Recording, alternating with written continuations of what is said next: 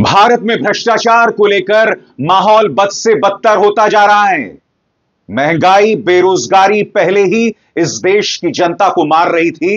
अब भ्रष्टाचार को लेकर ट्रांसपेरेंसी इंटरनेशनल की पड़ताल सामने आई है, जिसमें पता चला है कि भ्रष्टाचार के मोर्चे पर भारत 3 पायदान और गिर गया है।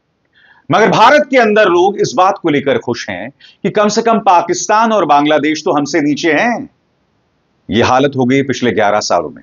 हम इस बात को लेकर खुश हैं कि कम से कम पाकिस्तान और बांग्लादेश तो हमसे नीचे हैं, जबकि हम यह नहीं देख रहे हैं कि इस देश में भ्रष्टाचार को लेकर अब कोई जवाबदेही नहीं है।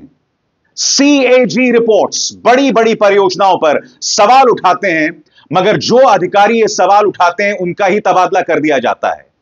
अडानी, माधवी बुच को लेकर ढेरों सवाल हैं, उनकी जांच तक नहीं होती है। स्वाभाविक सी बात है, ट्रांसपेरेंसी इंटरनेशनल में हमारा रुतबा गिरेगा, हमारा कद गिरेगा, उसकी हम चर्चा करेंगे। मगर इस देश की जनता इतनी बेहाल है ना दोस्तों, महंगाई में, बेरोजगारी में, और सबसे बड़ी बात, महाकुंभ हादसे में हमने देखा कि आम इंसान की जान की कोई कीमत नहीं है। मैं आपके सामने 3 तस्वीरें एक एक करके पेश करना चाहता हूं।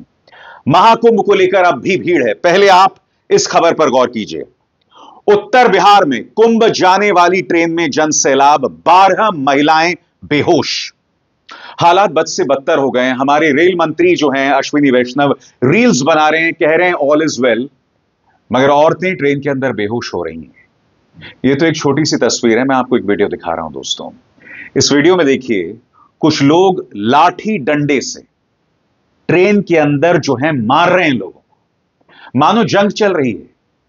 जो लोग अंदर बैठे हुए हैं, जो हो सकता है उनका अधिकार हो सकता है उनकी टिकट हो, यह भी हो सकता है कि जो लोग बाहर से जाने वाले लोग हों उनकी टिकट नहीं हो, मगर वो अनारक्षित, अनरिजर्व्ड ट्रेन में बैठना चाहते हैं, या फिर हो सकता है उल्टा हो सकता है कि जिनके पास टिकट्स हों वो बाहर हों। ये देखिए, ये हालत है आम जनता की, और हमारी सरकार इस तस्वीर को स्वीकार ही नहीं करना चाहती है। आपको क्या लगता है, भ्रष्टाचार को लेकर मामला बद से बदतर हो रहा है, यह सरकार उस स्थिति को स्वीकार करेगी? यह हालत हो रही है और इस तरह की ढेरों तस्वीरें सामने उभर कर आई हैं। याद कीजिएगा, मैंने आपको एक और तस्वीर दिखाई थी। एक परिवार सेकंड AC के अंदर बैठा हुआ है और तभी एक व्यक्ति शीशे को तोड़ देता है। ऐसी तस्वीरें ढेरों सामने उभर कर आ रही हैं। और फिर इस तस्वीर को देखिए दोस्तों, इसमें आप देखिए किस तरह से लोग जो हैं खिड़की को तोड़कर अंदर घुस रहे हैं। आप बताइए ना, इन तस्वीरों को देखने के बाद क्या हम यह दावा कर सकते हैं कि हम विश्व गुरु हैं? खैर, वैसे भी भारतीय जनता पार्टी भी भारत को विश्व गुरु नहीं बताता है, वो सिर्फ एक आदमी को विश्व गुरु बताता है। आप जानते हैं कौन है? वो आजकल अमेरिका की यात्रा पर हैं। मगर ये तस्वीरें आम इंसान की बदहाली को बताते हैं। कुंभ में हादसा हो जाता है, कई लोगों की जानें चली जाती हैं। सरकार मृतकों के आंकड़े को, सही आंकड़े को आज तक स्वीकार नहीं कर रही है। VIPs और आम इंसान का फर्क हमने उस कुंभ हादसे में देखा। रेलवेज में जो अफरा तफरी का माहौल है, जो अराजकता का माहौल है, वो बतला रहा है कि आम इंसान की जान की क्या कीमत है। मैं फिर आपसे सवाल पूछना चाहता हूं कि ऐसे में हम विश्व गुरु बनने का दावा कर सकते हैं?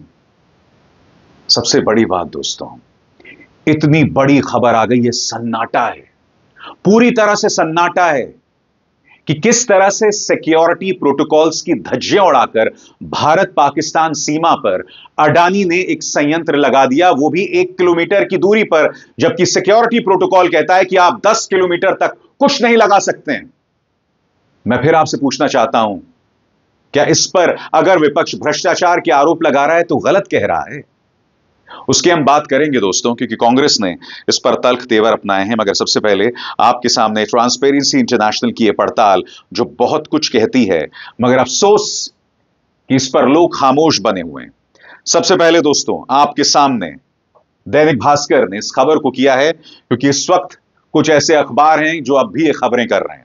आपकी स्क्रीन में, भारत में भ्रष्टाचार बढ़ा, 3 पायदान गिरकर 96वें रैंक पर पहुंचा। 180 देशों की लिस्ट में चीन 76वें नंबर पर और पाकिस्तान 135वें नंबर पर। चीन हमसे बेहतर है, यही वजह है वहां जबरदस्त उत्पादन हो रहा है, वहां काम हो रहा है। और जब राहुल गांधी ये कहते हैं कि वहां पर भ्रष्टाचार नहीं है, वहां पर बेरोजगारी नहीं है, तब यहां राहुल को चाइनीज एजेंट बताया जाता है। चीन प्रोडक्शन हब है। अमेरिका भस्मासुर बना हुआ है। कुछ ही दिनों में चीन इस दुनिया का वर्ल्ड पावर यानी कि दुनिया का बादशाह हो जाएगा।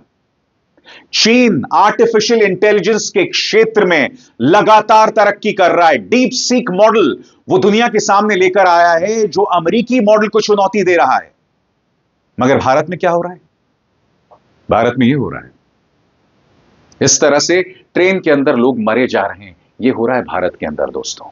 और कभी चीन के नाम पर, कभी पाकिस्तान के नाम पर और कभी अमेरिका के नाम पर अपनी ही देश के नागरिकों पर तुम निशाना साधते हो।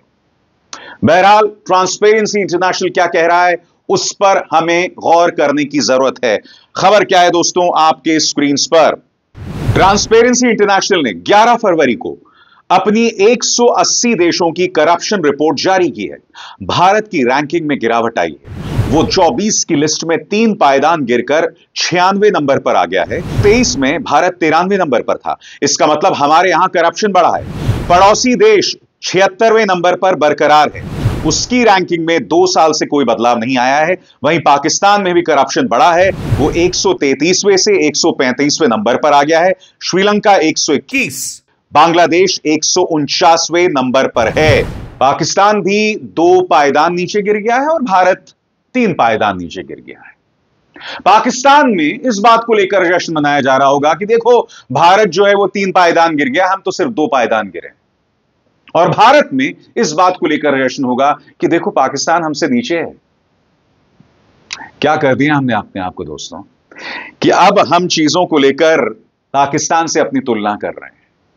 जब हमारे पास, हमारे यानी सरकार के पास सवालों का जवाब नहीं होता तो हर किसी को पाकिस्तानी एजेंट बताता है।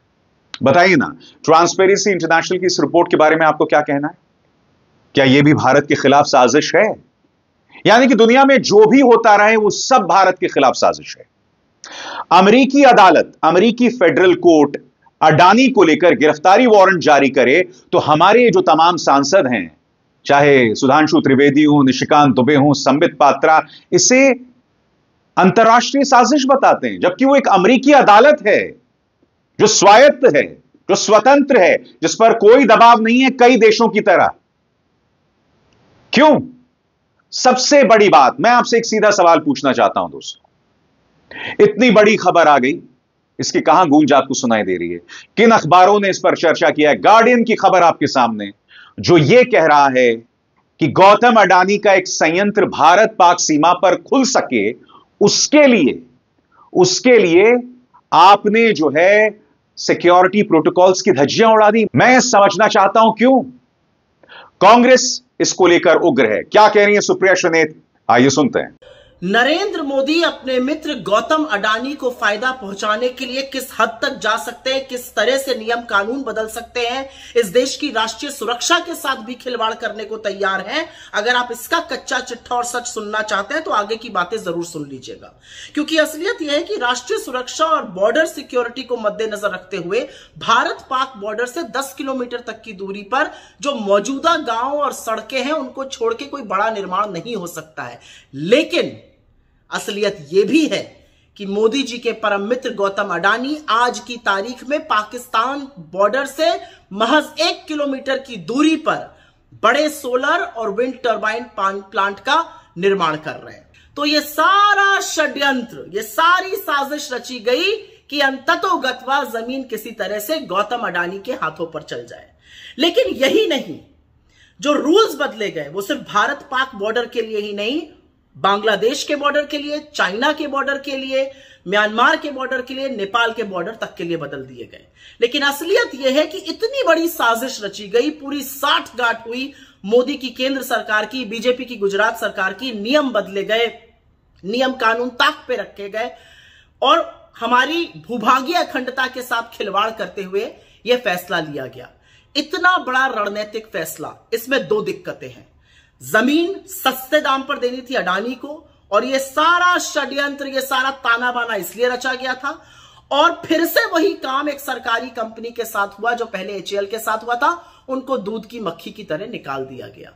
यह नरेंद्र मोदी का असली देश प्रेम है, ये उनका फर्जी राष्ट्रवाद है कि वो इस देश की भूभागीय अखंडता, हमारी बॉर्डर सिक्योरिटी, हमारी राष्ट्रीय सुरक्षा तक से खिलवाड़ करने को तैयार है। अडानी के चक्कर में मोदी क्या क्या कर गुजरेंगे, शायद इसका अंदाजा भी नहीं है हमें और आपको। तो दोस्तों, आप मुझे बताइए, माधवीपुरी बुश और अडानी ग्रुप के रिश्ते की बात सामने आती है, इसकी जांच तक नहीं होती है। रफाल की जांच इस देश में सलीके से नहीं हुई। इसके अलावा अडानी के जो शेल कंपनीज को लेकर विवाद सामने भर कर आता है, उसकी कोई जांच नहीं होती। आप क्या उम्मीद करते हैं, क्या भारत में करप्शन को लेकर हालात बेहतर होंगे? फर्क क्या है? 2014 से पहले करप्शन को लेकर मीडिया सक्रिय होता था, मीडिया खबरें करता था, अदालतें सक्रिय होती थी। अब क्या होता है? मीडिया में प्राइम टाइम जहर होता है हिंदू मुस्लिम को लेकर। अदालत के जो जजेस हैं, रिटायरमेंट के तुरंत बाद या तो आंध्र प्रदेश के गवर्नर बना दिए जाते हैं, या राज्यसभा चले जाते हैं, या फिर एनसीएलएटी के प्रमुख बना दिए जाते हैं। ढेरों मिसाल हैं, रंजन गोगोई से लेकर अब्दुल नजीर से लेकर अशोक भूषण से लेकर तमाम। और इसके अलावा कुछ लोग, कुछ ऐसे जजेस हैं जो प्रधानमंत्री नरेंद्र मोदी को ईश्वर का अवतार मानते हैं। तो आपको ऐसी ढेरों मिसाल मिलेंगी। तो फिर आपको क्यों लगता है कि 2014 के बाद अदालतें सुओ मोटो नोटिस लेते हुए करप्शन पर लगाम लगाएंगे? बिल्कुल नहीं लगाएंगे। बहरहाल, ट्रांसपेरेंसी इंटरनेशनल की जो रिपोर्ट आई है, उसको लेकर आपके मन में और भी जिज्ञासा होगी दोस्तों। वो जिज्ञासा मैं आपके सामने पेश करूंगा, मगर मैं आपसे एक सवाल पूछना चाहता हूं। ये बिल्डिंग देख रहे हैं, ये आरएसएस का आलीशान दफ्तर है। आरएसएस कह रहा है कि हमारे कार्यकर्ताओं ने करोड़ों रुपए जुटाकर यह बिल्डिंग खड़ी कर दी है। बताइए, क्या पारदर्शिता है इसको लेकर? उल्टा एनडीटीवी की हालत इतनी बदतर हो गई है, वो बाकायदा इस पर रिपोर्ट कर रहे हैं, मगर कोई सवाल नहीं उठा रहा है कि इतनी बड़ी बिल्डिंग कैसे खड़ी हो गई। यानी कि आज की तारीख में हर राज्य के हर बड़े शहर में भाजपा के दफ्तर हैं, आलीशान दफ्तर हैं, स्टेट ऑफ द आर्ट दफ्तर हैं। और अब केशव कुंज जो है वो खुल गया है, यानी आरएसएस का दफ्तर, शानदार आलीशान दफ्तर। मैं आपको बतलाना चाहता हूं, एनडीटीवी का एक पत्रकार बाकायदा उस दफ्तर में बैठा हुआ है और वो क्या कह रहा है मैं आपको पढ़ के सुनाना चाहता हूं। आरएसएस के नए कार्यालय को स्वयं सेवकों के आर्थिक सहयोग से तैयार किया गया है। करीब 75,000 स्वयं सेवकों ने 150 करोड़ रुपए जुटाए। इसमें स्वर्गीय अशोक सिंघल के नाम पर विशाल सभागृह, 8,500 पुस्तकों की लाइब्रेरी और डिस्पेंसरी भी है। आज मीडिया को पहली बार नया कार्यालय दिखाया गया, मगर स्वाभाविक सी बात है, मीडिया कोई सवाल नहीं करने वाला है। मीडिया यहां पर जो भी फाइनेंशियल डीलिंग्स हुई उस पर सवाल नहीं करेगा। तो जब मीडिया ये बुनियादी सवाल नहीं उठाएगा तो क्या होगा भाई? बताइए ना, क्या ये सवाल नहीं उठाए जाने चाहिए? कोई और पॉलिटिकल पार्टी होती तो उन पर आप लगाम लगा देते। बताइए, चुनावों के दौरान आपने कांग्रेस के बैंक खातों को फ्रीज कर दिया था। एनडीटीवी के प्रणॉय रॉय, राधिका रॉय याद है ना? इनसे इनका चैनल छीन लिया गया था एक सीबीआई केस के जरिए। क्या कहते हुए कि इन्होंने आईसीआईसीआई से जो पैसे लिए, करप्शन के अंतर्गत पैसे लिए। अब सीबीआई ने रिपोर्ट दर्ज कर दी है कि कोई गड़बड़ झाला नहीं है। वही सीबीआई केस भी करती है और जब अडानी के हाथों चैनल चला जाता है तो वो केस वापस भी ले लेती है। अब आप बताइए दोस्तों, करप्शन को लेकर भारत की स्थिति गिरेगी नहीं तो क्या होगी? आरएसएस के केशव कुंज को लेकर कोई सवाल नहीं। दूसरी तरफ डॉक्टर प्रणॉय रॉय और एनडीटीवी पर जो दबाव बनाया गया वो आपके सामने है। करप्शन को लेकर तमाम आरोप लगाए गए आपके सामने हैं। और यह बात मैं इतने आत्मविश्वास से क्यों कह रहा हूं? क्योंकि आप में से कई लोग जानते हैं कि मुझ पर और मेरे परिवार पर भ्रष्टाचार के आरोप लगे थे। हम लड़े थे, हम जीते थे। यह बात अलग है कि मैंने सोशल मीडिया पर उसका बहुत ज्यादा शोर नहीं किया। यह खबर आप तक तब पहुंची जब मैं ये केस जीत गया। क्यों? क्योंकि जाहिर सी बात है, मेरा लक्ष्य था अपने परिवार को बचाना। मगर कई सालों तक भाजपा के प्रचार तंत्र के गुर्गों ने मुझे और मेरे परिवार को बदनाम किया, मुझे टारगेट किया। और जिस अधिकारी एसके श्रीवास्तव ने हम पर निशाना साधा था, उसी अधिकारी को इस सरकार को बाहर करना पड़ गया था। तब ये सब खामोश थे। इसीलिए आज मैं कह रहा हूं, करप्शन पर इनके दोहरे मापदंड हैं। बहरहाल आपके जहन में सवाल होगा कि ट्रांसपेरेंसी इंटरनेशनल की इस रिपोर्ट में और क्या क्या है, इस रिपोर्ट में अमेरिका को लेकर क्या हालात है, तो मैं आपके सामने पेश करना चाहता हूं दोस्तों। जो संपन्न देश हैं, जो डेवलप्ड देश हैं, वो इस लिस्ट में कहां हैं आपकी स्क्रीन पर। जैसा कि आप देख सकते हैं, अमेरिका 28वें नंबर पर, ब्रिटेन 20वें नंबर पर, फ्रांस 25वें नंबर पर, जर्मनी 15वें नंबर पर और रूस 154वें नंबर पर। आपके जहन में यह भी सवाल होगा कि इस लिस्ट में कौन ऊपर है, यानी कम करप्शन किन देशों में है। तो नंबर 1 पर जो देश है उसका नाम है डेनमार्क। डेनमार्क नंबर 1 पर है, सबसे कम भ्रष्टाचार यहां हुआ है।